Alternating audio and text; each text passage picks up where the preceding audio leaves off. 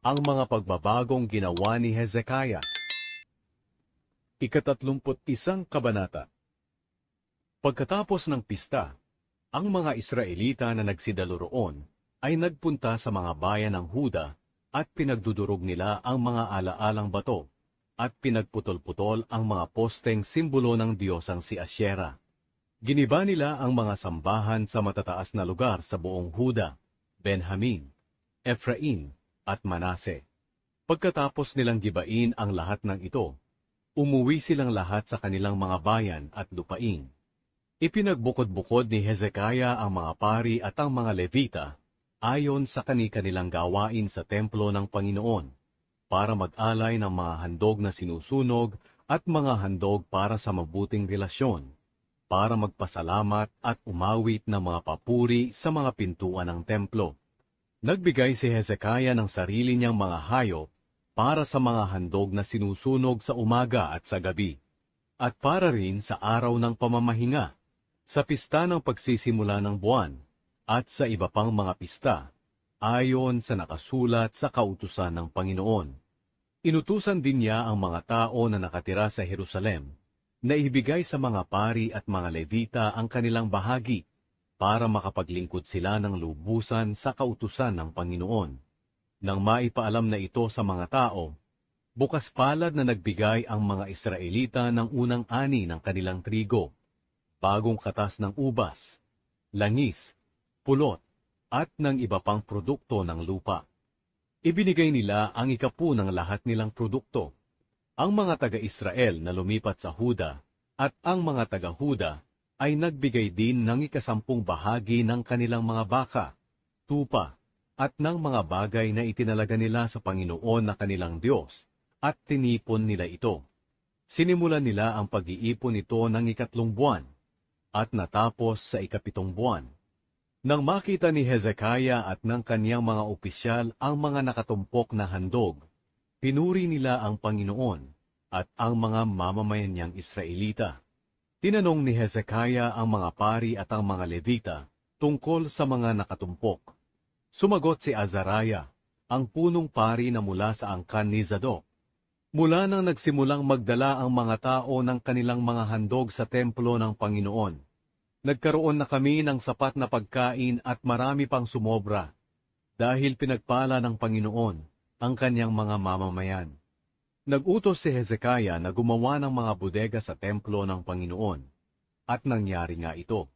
At matapat na dinala roon ng mga tao ang kanilang mga handog, mga ikapu, at ang mga bagay na itinalaga nila sa Panginoon.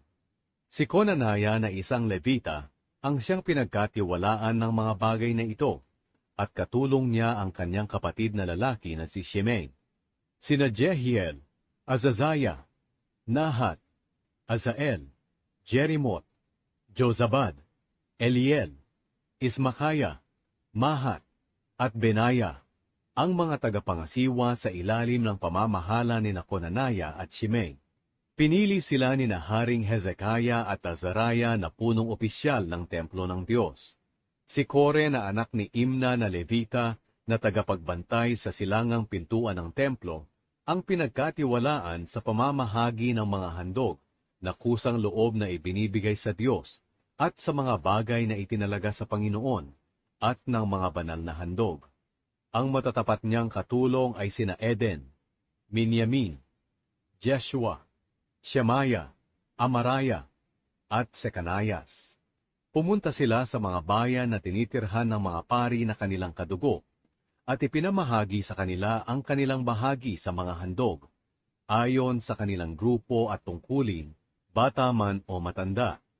Binigyan ng lahat ng mga lalaki na nasa 3 taong gulang pataas ang edad, na pumupunta sa templo para gawin ang kanilang araw-araw na gawain, ayon sa tungkulin ng kani-kanilang grupo. Kasama na rin ang mga paring hindi nakalista sa talaan ng mga angkan ng mga pari. Sila at ang mga pari na nakalista sa talaan ng mga angkan ay binigyan ng kanilang bahagi, at ganoon din ang mga Levita na nasa 20 taong gulang pataas, na naglilingkod ayon sa tungkulin ng kani-kanilang grupo. Binigyan din ang mga pamilya ng mga Levita, ang kanilang mga asawa, mga anak, pati ang maliliit nilang anak. Ginawa ito sa lahat ng Levita na nakalista sa talaan ng kanilang angkan, sapagkat matapat din sila sa paglilinis ng kanilang sarili.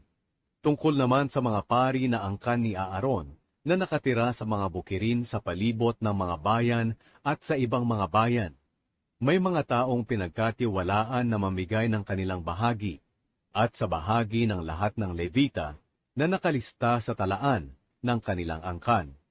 Ganoon ang ginawa ni Hezekiah sa buong Huda. Ginawa niya ang mabuti at ang tama, at naging tapat siya sa harapan ng Panginoon na kaniyang Diyos. Naging matagumpay siya dahil sa lahat ng ginawa niya sa templo ng Diyos at sa pagsunod niya sa kautusan. Dumulog siya sa kaniyang Diyos ng buong puso.